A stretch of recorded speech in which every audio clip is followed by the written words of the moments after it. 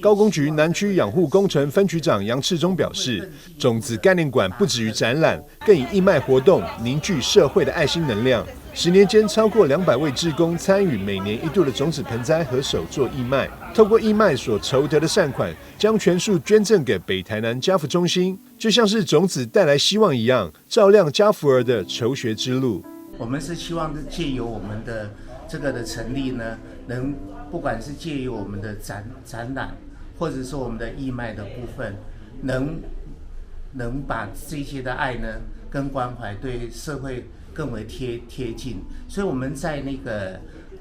在这10年间呢，其实我们的志工大概有200多位。那200多位呢，在平时他们是大概利用他空闲的时间呢，在我们的种子馆里面把他的一个制作很多的一些作品，跟这些的东西呢，其实他会在利用我们的服务区，还有各个的一个管道呢，能参加我们的义卖哈。那义卖所得呢，事实上我们是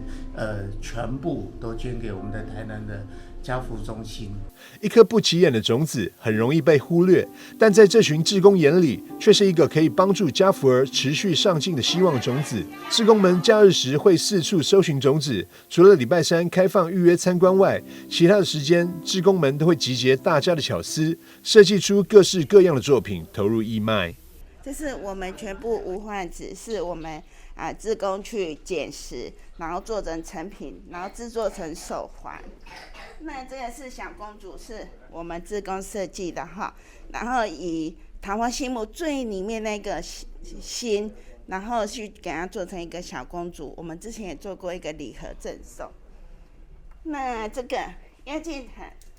是不是很可爱呢？小朋友看到就超喜欢的，做成一个小贵人。好，那这个更有意思，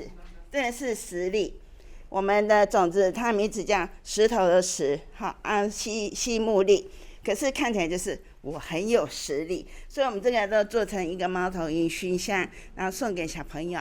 种子传爱的善举，让住在大内、目前就读台大的杨同学特别来到现场表达感谢。我深知能接受这一份奖助学金是来自许多人的爱心和努力，所以每一次在参加家福中心的助学茶会的时候，我都在内心告诫自己，我一定要更加努力，才不会辜负大家的期望。北台南家福中心主任李桂平表示，10年来非常感谢高工局南区养护工程分局种子概念馆志工们能长久帮助家福学子就学以及生活的稳定，将小小的种子呵护成大树。非常感谢我们种子概念馆来协助我们，让我们这些儿童能长长久久，那